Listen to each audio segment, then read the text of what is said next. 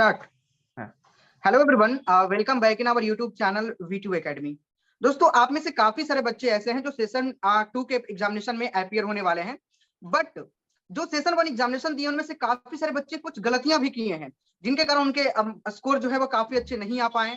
But अब चाहते होंगे कि अपने सेशन 2 में मार्क्स को इम्प्रूव कर पाए, सेशन 2 के एग्जामिनेशन में हम अच्छा कर पाए। तो आज के इस वीडियो में हम आप सभी को पूरी गाइडेंस देंगे। साथ में हमारे साथ में सर जुड़े हुए हैं, वो आप सभी को बताएंगे। पहले सबसे पहले सर अपना इंट्रोडक्शन दीजिए बच्चों के सामने, है ना। तो हेलो एवरीवन, मैं हूँ Jayant Pisal. I am a BTech second year student completing my BTech in NIT Andhra Pradesh. तो I am from biotechnology department. So मैं आज आपके साथ जुड़ा हूँ, आपको मैं टिप्स दूंगा कि किस तरह से हम अपना स्कोर अगले अटेम्प्ट के लिए और बेटर बनाएंगे। सो सर जो है मेरे साथ मेरा इंटरव्यू करेंगे एंड रिगार्डिंगली वो क्यूरीज डिस्कस करेंगे जो बच्चों को जनरली होती है, ठीक है। तो उन बेसिस पर मैं आप सबको गाइड करूंगा जिससे कि आपका स्कोर और बेटर बन सके। सर इस वीडियो में हम लोग जो डिस्कशन करने वाले हैं वही सभी टॉपिक्स को लेंगे जो बच्चों के क्वेरी ज्यादातर होते हैं, है ना। हाँ कि हाँ सबसे बिल्कुल। पहले सर क्वेश्चन हमारा आपसे है सर कि सर वेटेज किस तरह से रहा था 2023 का जो फर्स्ट सेशन का जो एग्जामिनेशन था, उसमें वेटेज किस तरह से था, कहां से ज्यादा क्वेश्चन पूछा गया था सर, अगर हम तीनों ही सब्जेक्ट को लेकर बात करें तो। अच्छा, तो देखिए वेटेज के रिगार्डिंग कैसा है ना, तो वेटेज मोर और लेस वुड बी कांस्टेंट, क्योंकि मोस्ट ऑफ द थिंग्स क्या होती है ना कि जेई का एक पैटर्न रहा है हमेशा से कि इस पर्टिकुलर पोर्शन से वो लोग हमेशा ज्यादा क्वेश्चन पूछेंगे। जैसे some reasons are like electromagnetism and all. देखिए मैं आपको व्हाइट बोर्ड के थ्रू ये चीज एक्सप्लेन करूंगा। बिल्कुल सर। तो is my white board visible to everyone? Yes yes. हाँ, ओके। तो देखिए सबसे पहले मैं फिजिक्स की बात करता हूँ, ठीक है। तो अगर हम फिजिक्स का पैटर्न देखें पिछले ईयर्स में इंपॉर्टेंस रहा है कुछ चैप्टर्स का, लाइक करंट, इलेक्ट्रिसिटी, ठीक है, then electromagnetism, then gravitation, then EC, sorry not EC, means mainly magnetic effects of current, okay, and semiconductors. तो देखिए ये जो 5 टॉपिक्स है इनका बहुत अच्छा हेवी वेटेज है, ठीक है, हाई वेटेज है, and they are like a kind of favourite topics for the paper setters, okay. तो यहाँ से वो लोग ऑब्वियसली हर बार ज्यादा क्वेश्चंस देंगे। बच्चे इन चैप्टर्स को अगर ठीक से करेंगे तो उनके एक मिनिमल अमाउंट ऑफ मार्क्स आएंगे, एक मिनिमल अमाउंट ऑफ एक कट ऑफ परसेंटाइल उनकी आ ही जाएगी अगर उनके इन चैप्टर्स को अगर उन्होंने मास्टर कर लिया है तो देखिए इस साल भी इन्होंने क्या किया है कि करंट, इलेक्ट्रिसिटी और इलेक्ट्रोमैग्नेटिज्म को अच्छा खासा वेटेज दिया है, ठीक है। तो एक बेसिक है, ये इतने चैप्टर्स को उन्हें मास्टर करना ही करना है, ठीक है। फिर अगर हम मैथ्स की बात करें, मैथ्स में बच्चों का मतलब पेपर में कैसा वेटेज रहा है, तो देखिए मैथ्स में इस बार थोड़ा सा ट्रेंड इनको शिफ्ट किया हुआ देखने को मिला है हमें, ठीक है। तो इस बार क्या हुआ है कि इस बार इन्होंने कोऑर्डिनेट ज्योमेट्री में इसका वेटेज कम कर दिया है, ठीक है। मतलब जो 3 चैप्टर्स होते हैं sir, parabola, ellipse and hyperbola, ठीक है, इनका वेटेज इन्होंने इस बार ड्रॉप कर दिया है, ठीक है। तो इस बार इन्होंने मेनली क्वेश्चंस फोकस किए हैं वेक्टर्स एंड 3D ज्योमेट्री के ऊपर, वेक्टर्स एंड 3D ज्योमेट्री, ठीक है, प्लस कैलकुलस। तो देखिए ट्रेंड के हिसाब से अगर हम बात करें तो कैलकुलस का ऑब्वियसली हर बार ज्यादा वेट जाता है। हर पेपर, आप पिछले 10 सालों में कोई भी पेपर उठा के देखिए तो सबसे ज्यादा मतलब इन्होंने इन पर एम्फेसाइज किया हुआ है कैलकुलस के ऊपर, ठीक है। तो क्लास 12 का जो पोर्शन है बच्चों मैथ्स में, उसे कभी भी हमेशा ज्यादा इंपॉर्टेंस दिया है ना। तो आपको ये पोर्शन मास्टर करना ही करना है। कैलकुलस में आपको जो एप्लीकेशन ऑफ डेरिवेटिव्स का चैप्टर है, that is the most important chapter, okay, to cover, okay. Sir हाँ सर मैं एक बात बताना चाहूंगा सर, ये तो वेटेज का बात हो गया सर। जहां हाँ तक पूछा जाए कि अभी 1.5 मंथ टाइम बच रहे हैं सर, इसमें हाँ कौन कौन सा चैप्टर पढ़ा जाए, क्या करना चाहिए सर 1.5 मंथ में? हाँ वो हाँ सारे टॉपिक्स को हम लोग कवर करेंगे, बिल्कुल सर। हाँ हाँ हाँ बिल्कुल। सर मैं आपको बताना चाहूंगा सर, रिकॉर्ड हो रहा ना आपकी तरफ, क्योंकि हमारे स्क्रीन पे दिख नहीं रहा सर, फिजिक्स के बाद सारे रीलोड हो रहे हैं सर। या मतलब रिकॉर्डिंग चालू है सर, आप उसकी चिंता मत कीजिए, ओके। ठीक है सर, ठीक है। सो तो ये बताए सर 1.5 मंथ में क्या करना चाहिए सर, ठीक क्योंकि है, 1.5 मंथ में इतने सारे चैप्टर को कवर करना पॉसिबल नहीं है सर। हाँ हाँ बिल्कुल बिल्कुल। एक बार मैं केमिस्ट्री की बात कर देता हूँ फिर उसके बाद बताऊंगा, ठीक है सर, ओके ठीक है सर, सर, बिल्कुल सर। ओके। तो देखिए केमिस्ट्री में इस तरह का ट्रेंड रहा है कि इन्होंने केमिस्ट्री में फिजिकल केमिस्ट्री को ज्यादा इंपॉर्टेंस दिया है, ठीक है, फिजिकल केमिस्ट्री, ठीक है। देखो बच्चों आपको ये चीज आपको याद रखनी है कि फिजिकल केमिस्ट्री को इंपॉर्टेंस देना इसका मतलब क्या है। फिजिकल केमिस्ट्री को इंपॉर्टेंस देना मतलब यहाँ आपको चांस होता है एक अच्छा स्कोर करने का। क्यों? क्योंकि फिजिकल केमिस्ट्री के चैप्टर जो है वो मोस्टली एक दूसरे के इंडिपेंडेंट होते हैं। अगर आप ऑर्गेनिक या इनऑर्गेनिक की बात करेंगे तो इसमें चैप्टर्स का लिंक रहता है, ठीक है। जैसे आप अगर अल्कोहल्स फिनॉल्स ईथर्स चैप्टर को देखोगे, ठीक है, तो उसकी लिंक होगी पिछले चैप्टर्स लाइक हाइड्रोकार्बन्स के साथ, तो वहां के कुछ कॉन्सेप्ट्स वहां पे लिंक करेंगे। तो अगर आपको मैकेनिज्म की उतनी अच्छी अंडरस्टैंडिंग नहीं है तो आपको आगे भी दिक्कत आ सकती है। तो फिजिकल केमिस्ट्री का एक पोर्शन होता है जहां आप एडिशनली अपने मार्क्स को इंक्रीज कर सकते हो। Apart from physical chemistry, inorganic में इन्होंने इस बार एस ब्लॉक को ज्यादा इंपॉर्टेंस दिया है, ठीक है। तो एक जरूरी टिप दूंगा आपको, पी ब्लॉक को इंपॉर्टेंस मत दीजिए इस बार, ठीक है, क्योंकि पी ब्लॉक की जगह पर अगर आप पहले एस ब्लॉक करेंगे और अगर एक्स्ट्रा टाइम है तो ही पी ब्लॉक को आएंगे तो आपको बहुत बेनिफिट मिलेगा, ठीक है। ओके, एंड ऑर्गेनिक तो ऑब्वियसली रिलेटेड ही होती है, ठीक है। तो ऑर्गेनिक के सेम चैप्टर्स इंपॉर्टेंट है जैसे पिछले साल थे, जैसे hydrocarbons, GOC and alcohol phenol ethers. Okay, so these are the high weightage topics जो इस बार हमें देखने को मिले हैं and as compared to previous year इनका इनमें चेंज है, ठीक है। So that's it sir. आपको अगला क्या क्वेश्चन है आपका, आप पूछ सकते हैं। सर अगला क्वेश्चन हमारा है कि जो स्टूडेंट सेशन 1 में पुअर परफॉर्मेंस किए हैं, जो सही परफॉर्मेंस नहीं कर पाए हैं, वो सेशन 2 में किस तरीके से अपने मार्क्स को इंप्रूव करवाएंगे सर? कुछ टिप्स एंड ट्रिक्स उन्हें अगर शेयर करना चाहें तो ठीक रहेगा, है ना।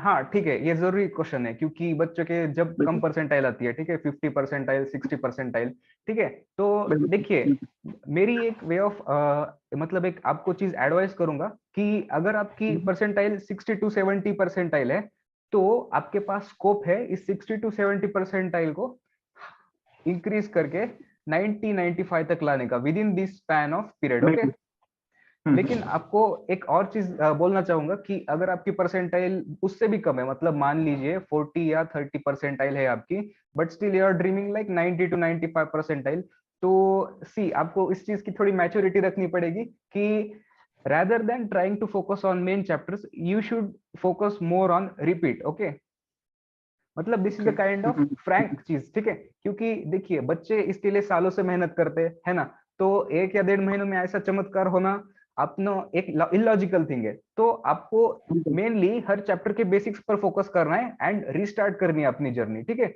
तो इससे जो है आपकी परसेंटाइल अगली बार एक काइंड ऑफ बूस्ट आएगा उससे, ठीक है। एंड जो बच्चे जिनकी परसेंटाइल 60 या 70 है, ठीक है, उन्हें आप लोगों को इन मेन चैप्टर्स पर फोकस करना है जो मैंने आपको यहाँ बताया है, ठीक है। देखिए, और आपको एक जरूरी एडवाइस दूंगा कि आपको क्वालिटी पर फोकस करना है, क्वांटिटी पर नहीं। सर देखिए मनीष सर, क्या होता है ना कि जब बच्चे एग्जाम देते हैं, ठीक है, तब एग्जाम में उनके सामने ऐसे क्वेश्चंस डिस्प्ले होते हैं, तो डिस्प्ले होने के बाद उनमें एक कंफ्यूजन रहता है कि समझिए 25 क्वेश्चंस आ रहे हैं, ठीक है, 25 तो क्या होता है ना, अब थोड़ा सोच के देखिए सर कि चैप्टर्स ऑलमोस्ट 30 है हर इसमें से, है ना, हर सब्जेक्ट के, मतलब सिलेबस अगर हम देखेंगे, है ना, तो उनमें से जेई ने सेलेक्ट करके 25 क्वेश्चन दिए बच्चों को, ठीक है। तो अब थोड़ा एनालाइज कीजिए कि अगर हर क्वेश्चन की बात की जाए तो हम घंटों स्पेंड करते हैं बच्चे एक पर्टिकुलर सिंगल चैप्टर को मास्टर करने में, तो बच्चों को क्या ज्यादा फायदा होगा हर चैप्टर को थोड़ी थोड़ी डीप डेप्थ के साथ करने का, या फिर उन्हें ज्यादा फायदा होगा कि उन हाई वेटेज वाले चैप्टर्स को ही ज्यादा इंपॉर्टेंस दिया जाए ताकि वो उनके एश्योर मार्क्स हो जाए, है ना, मतलब एक काइंड ऑफ प्रैक्टिकल जो चीज हाई है। वेटेज वाले चैप्टर्स होंगे सर, उनसे हाँ क्वेश्चन आने ही आने हैं सर, क्योंकि वो रिपीटेड कई सारे सालों ट्रेंड चलता है सर इन चीजों का, है ना। हाँ बिल्कुल बिल्कुल, इसलिए बच्चों आपको क्वालिटी पर ज्यादा एम्फेसाइज करना है, आपके पूरे चैप्टर्स नहीं कवर हो रहे चिंता मत करो, ठीक है, आप फोकस करो कि आपके मेन चैप्टर्स जो है आप एक अच्छी डेप्थ के साथ उसे कर पा रहे हो, ठीक है। तो ये मेरी एडवाइस रहेगी। सर अगला क्वेश्चन करते हैं, है ना। सर क्या पीवाईक्यू जो प्रीवियस ईयर क्वेश्चन है कितना इंपॉर्टेंट है सर उसका? क्या सच में प्रीवियस ईयर क्वेश्चन से कितने क्वेश्चन तक रिपीट हो रहे थे, मतलब ठीक ठाक क्वेश्चन आ रहे या नहीं आ रहे, मतलब मुझे बताइएगा पीवाईक्यू के बारे में सर, स्टूडेंट का जो क्वेरी है वो सॉल्व करिए। ठीक है, देखिए अगर हम पीवाईक्यूज की बात करते हैं सर, देखिए इसमें थोड़ा डिफरेंस आता है जब हम जेई की बात करें और नीट की बात करें, ठीक है।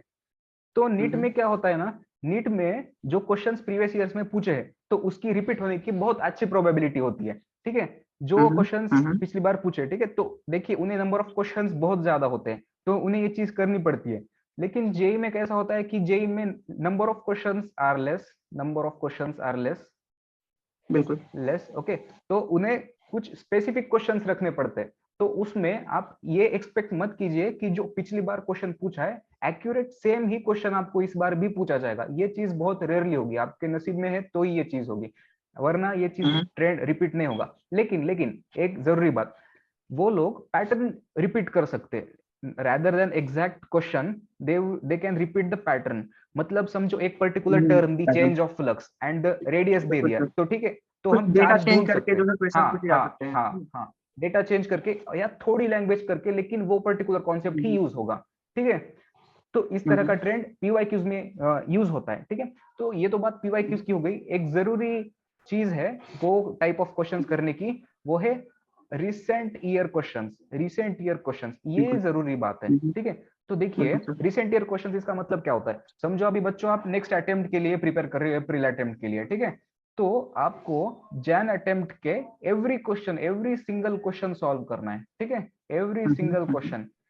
क्योंकि उन जो जब पेपर सेटर्स रहते हैं अगले अटेम्प्ट के लिए, जब वो पेपर्स को मतलब उन्होंने फ्रेम किया होता है, तो उस जैन अटेम्प्ट का और अप्रैल अटेम्प्ट के क्वेश्चंस में बहुत सारी लिंक होती है, ठीक है। तो बहुत सारे क्वेश्चंस का पैटर्न हमें सेम देखने को मिलता है। तो बच्चों रिसेंट ईयर क्वेश्चंस आपको बिल्कुल नहीं छोड़ने हैं, ठीक है। और प्रीवियस ईयर क्वेश्चंस के भी पैटर्न रिपीट होते हैं, तो आपको उनको भी इंपॉर्टेंस देना है।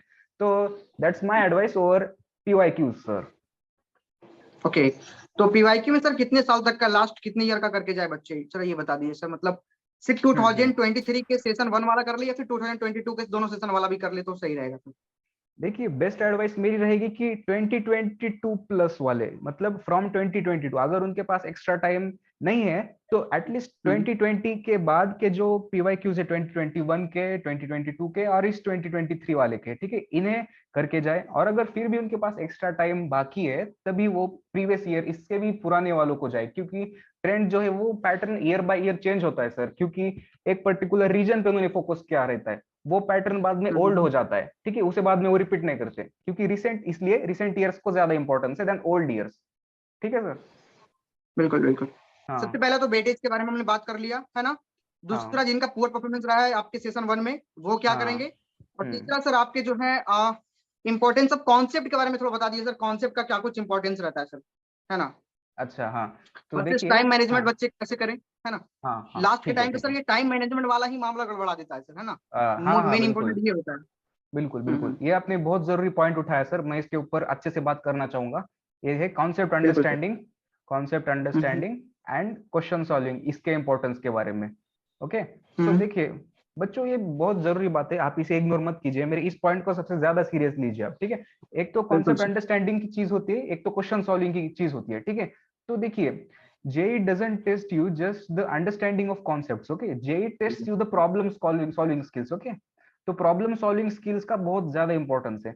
देखिए अगर आपको सिर्फ कॉन्सेप्ट्स मालूम है तो आप केमिस्ट्री या फिजिक्स के नीट क्वेश्चंस कर पाएंगे, ठीक है, और वो भी नॉट सारे, इजंट इट, ओके। लेकिन अगर हम जेई की बात करेंगे तो आपको कॉन्सेप्ट्स पर भी स्ट्रॉन्ग ग्रिप होनी जरूरी है, प्लस उसके आपने जब आप घर पे तो उसके बहुत अच्छे खासे क्वेश्चन उसके सॉल्व करने, तभी आपको उसका क्वेश्चन एग्जाम में बनेगा, या फिर एक काइंड ऑफ फियर आपको एग्जाम में आएगा। अगर आप एग्जाम हॉल में है और समझिए उस क्वेश्चन, मतलब एक पर्टिकुलर क्वेश्चन आया है इलेक्ट्रोमैग्नेटिज्म का और वो आपको सॉल्व नहीं हो रहा है, तो आप एक काइंड ऑफ फ्रीज हो जाएंगे उस मोमेंट पर कि मैंने यार इस क्वेश्चन पे इतना, मतलब इस टॉपिक पे इतना टाइम स्पेंड किया था, इसके कॉन्सेप्ट इतने अच्छे से स्टडी किए थे, बट फिर भी मैं फ्रीज क्यों हुआ हूँ, ठीक है। तो आप फ्रीज इसलिए हुए हो क्योंकि आपने उसके proper number of question solve नहीं किए, ठीक है। तो आप जब इसकी स्टडी कर रहे हैं तो आपको हमेशा इंपॉर्टेंस रखना है कि importance should be like 40% to and 60%।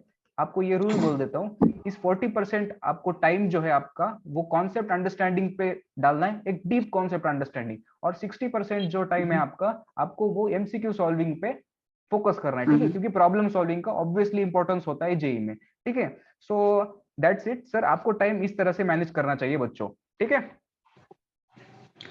Sir अगला क्वेश्चन ये है कि जिनके अच्छे परसेंटाइल बन रहे सर, फिर भी वो जैसे 70 परसेंटाइल के अप्रोक्स में जिनके बन रहे हैं, उनको क्या एडवाइस देना चाहेंगे सर, आगे वो किस तरीके से थोड़ा बहुत इंप्रूव करके अपना कोई सा एनआईटी पक्का कर ले, मतलब या फिर ट्रिपल आईटी, जिनको भी जिस अपने पोटेंशियल के हिसाब से उनको अच्छा कॉलेज मिल पाए। तो थोड़ा सा सर ये बता दीजिए आप किस तरीके से अपना मार्क्स थोड़ा बहुत इंप्रूव कर पाएंगे, जिनके ठीक ठाक वो पहुंच पा रहे हैं, मतलब जो सबसे लेस है उनको तो बहुत ज्यादा मेहनत करने की जरूरत है सर, है ना? हाँ हाँ बिल्कुल बिल्कुल। जो ठीक ठाक लेवल पे पहुंच रहे हैं उनको कैसे इंप्रूव करना है अपने आप को? तो देखो बच्चों, जैसे कि मैंने कहा पिछली स्लाइड में कि अगर आपके अच्छे मार्क्स मतलब 60 या 70% आए, तो आपने सबसे पहले तो ये वाले चैप्टर जो मैंने डिस्कस किए वो मास्टर करने हैं, ठीक है। उसके बाद आपको फोकस करना है रिमेनिंग चैप्टर्स पर। देखो रिमेनिंग कुछ चैप्टर्स ऐसे होते हैं कि जिनकी अगर रैंकिंग हम देखें बेस्ड ऑन वेटेज तो इनके बाद आती है, ठीक है। लाइक सर्कल्स हो गया in maths, okay, then amines हो गया in chemistry, then in physics भी कुछ चैप्टर्स आते हैं लाइक इलेक्ट्रोस्टैटिक्स एंड ऑल, ठीक है। इलेक्ट्रोस्टैटिक्स भी एक जरूरी चैप्टर है। फिर आपको means I will say that you should first rank the chapters, ठीक है। इन चैप्टर्स को आपको प्राइमरी रैंक करना है, फिर इन चैप्टर्स को आपको सेकेंडरी रैंक करना है, ठीक है। तो जिन बच्चों के 60 या 70 परसेंटाइल आ रहे हैं उन्हें मैं एडवाइस करूंगा कि पहले तो प्राइमरी चैप्टर्स को मास्टर कर ले, फिर इन सेकेंडरी चैप्टर्स के ऊपर आए आप, ठीक है। लेकिन एक जरूरी एडवाइस दूंगा कि आप चैप्टर चेंज तब तक मत कीजिए जब तक आपके उसके ऊपर एक अच्छी ग्रिप ना बन पाए, ठीक है। तो आपको पहले तो उन्हें अच्छे से मास्टर करना है, मतलब कॉन्सेप्ट अंडरस्टैंडिंग के बाद अच्छे से एमसीक्यू सॉल्व करने, then you feel confident about that chapter, then you move to next particular chapter, okay. So this is what advice I will give to those students who are having 60 to 70 percentile, okay। So primary importance then secondary importance, okay। yes sir। Ji sir, ठीक है sir. बाकी आप अपने mentorship programme के बारे में थोड़ा बता दीजिए कि क्या कुछ आपका मेंटरशिप प्रोग्राम है, आप किस तरीके से मेंटर करते हैं बच्चों को? हाँ, सो देखिए बच्चों, now the king maker is in collaboration with V2 Academy। सो हम लोग ने अब हमारा मेंटरशिप प्रोग्राम स्टार्ट किया है, ठीक है। तो I will tell you the details of the mentorship program जो हम दोनों इन कोलैबोरेशन कैरी ऑन करेंगे। तो देखिए बच्चों, आपको मेंटरशिप प्रोग्राम में जो है आपको पर्सनलाइज्ड गाइडेंस मिलेगा, ठीक है। पर्सनलाइज्ड गाइडेंस हर बच्चे को जो हमारे मेंटरशिप प्रोग्राम को जुड़ेगा, ठीक है। पर्सनलाइज्ड गाइडेंस मतलब क्या? हम बच्चों की हर स्ट्रेंथ एनालाइज करेंगे, हर वीकनेस एनालाइज करेंगे, है ना, और फिर इस वीकनेस को स्ट्रेंथ में कैसा कन्वर्ट किया जाए। देखिए अगर आप भी सोचिए, एक पर्टिकुलर बच्चे की हर क्यूरी अगर हम सॉल्व करें तो उसका परफॉर्मेंस कितना इंक्रीज हो सकता है, एक पर्सनलाइज्ड अटेंशन, 1:1 अटेंशन, ठीक है। तो ये अटेंशन हम चैट्स एंड कॉल्स के थ्रू देंगे, ठीक है। तो इस तरह से हम इस मेंटरशिप प्रोग्राम को रन करेंगे। अपार्ट और फ्रॉम जैसा होगा फिर बच्चों को जूम मीटिंग के साथ में हम लोग जोड़ भी लेंगे, वहां से भी प्रॉब्लम का हाँ सॉल्यूशन बच्चों के, है ना? या बिल्कुल बिल्कुल बच्चों। तो तीन चीजें हैं, एक तो चैट्स है, देन है आपके कॉल्स एंड नेक्स्ट है मीटिंग्स, ओके। तो इनके थ्रू हम आपको गाइड करेंगे किस तरह से आप अपना परफॉर्मेंस बूस्ट कर सकते हो, किस तरह से अपनी वीकनेसेस को स्ट्रेंथ्स में बदल सकते हो, and a lot, okay. And apart from this बच्चों, एक जरूरी चीज है कि हम इस मेंटरशिप प्रोग्राम की फीस बहुत नॉमिनल रख रहे हैं, ठीक है। तो एक नॉमिनल फीस होगी बच्चों, ठीक है। तो इस प्रोग्राम में पर स्टूडेंट हमने चार्ज किया बस एक nominal fees of 400 per month, okay. तो इस फीस में बच्चों ये सब चीजें आएंगी, इस सब पर्सनलाइज्ड गाइडेंस आएगा, प्लस आपकी डाउट सॉल्विंग भी होंगी, ठीक है। मतलब फिजिक्स, केमिस्ट्री, मैथ्स, ओके। आप आपकी मतलब हर कंप्लीट छोटी से मेंटरशिप छोटी के अंदर आपको या मिलने वाला है ना? या पूरा मटेरियल आपको मिल रहा है, यहाँ पर डाउट सॉल्विंग हो रही है, पर्सनलाइज्ड गाइडेंस मिल रहा है, फिर material sharing upon your request will also be shared with you, okay. सो आप कहीं भी हो, मतलब आप एक स्टूडेंट हो जो घर से पढ़ता है, या एक स्टूडेंट हो जो किसी पर्टिकुलर रेप्यूटेड या नॉन रेप्यूटेड कोचिंग में पढ़ता है, ठीक है, we will have a personalised plan for you, okay. And that personalised plan will be for your benefit which will make your performance move to its boost, okay. So that's the thing sir. So हम इस mentorship programme में इस तरह से बच्चों को mentors assign करेंगे and उनके हर एक चीज पर वर्क करेंगे ताकि अपने कमिंग अटेम्प्ट में वो अपना परफॉर्मेंस मैक्सिमाइज कर सके। और not only for 2023, so we are running this programme for 2024 as well, okay. So that's it sir from my end. So आपको कुछ और क्यूरीज होगी सर? है सर? नो सर, सारा क्वेरी सॉल्व हो गया है। तो देखिए, जो भी मेंटरशिप प्रोग्राम में ज्वाइन करना चाहते हैं सर के साथ ज्वाइन कर सकते हैं। डिस्क्रिप्शन में मैं लिंक भी डाल दूंगा सर, कमेंट में भी टॉप पे पिन कर दूंगा। तो जो भी बच्चे जुड़ना चाहते होंगे जुड़ सकते हैं। आपको पर्सनल मेंटरशिप मिलेगा तीनों ही माध्यम से। सर ने भी बताया कि मैं चैट के माध्यम से, कॉल के माध्यम से, और जरूरत पड़ी तो हम लोग जूम मीटिंग भी करेंगे सारे बच्चों के साथ में, और जो भी क्वेरी होगी उसे हम सॉल्व करने का प्रयास करेंगे, है ना? हाँ बिल्कुल। काफी सारे बच्चे ऐसे होते हैं सर जो गाइडेंस की कमी की वजह से सर अच्छा परफॉर्म नहीं कर पाते हैं। उन्हें पता ही नहीं चल पाता कि बिल्कुल टाइम बिल्कुल कम होता है, टाइम कम होता है, और वेटेज का पता ही नहीं चलता कि किससे ज्यादा आते हैं। वो सारे चैप्टर को एकदम सेम टाइम देने लग जाते हैं, जिससे कि टाइम बचता नहीं है, और वो फिर सही टाइम पे सिलेबस को कंप्लीट नहीं कर पाते हैं। देखिए यही तो गलती होती है, बच्चे 10th क्लास तक एक अच्छा परफॉर्मेंस देते हैं, लेकिन उसके बाद उन्हें 11th एंड 12th में एक अच्छा गाइडेंस नहीं मिल पाता है कि इस नए सिस्टम ऑफ जेई को मतलब कैसे अडॉप्ट करना है खुद को, ठीक है। तो बच्चों के पास इंटेलिजेंस होता है बट एक गाइडेंस नहीं होता कि क्या गलतियां नहीं करनी है, ठीक है। तो इसके वजह से बिल्कुल उनका सर। लॉस होता है फिर, है ना। तो हम इस सब चीजों पर फोकस करेंगे, ठीक है, और आपका परफॉर्मेंस मैक्सिमाइज करेंगे। सो दैट्स इट बिल्कुल sir. Sir. So thank you sir, मतलब इस मीटिंग के लिए, मतलब मुझे इंटरव्यू करने के लिए, बच्चों की भी बहुत आपका सारी भी हेल्प थैंक यू हुई सो है। मच सर हमारे साथ जुड़ने के लिए, है ना। बिल्कुल सर। या ठीक है sir, okay. Okay then sir.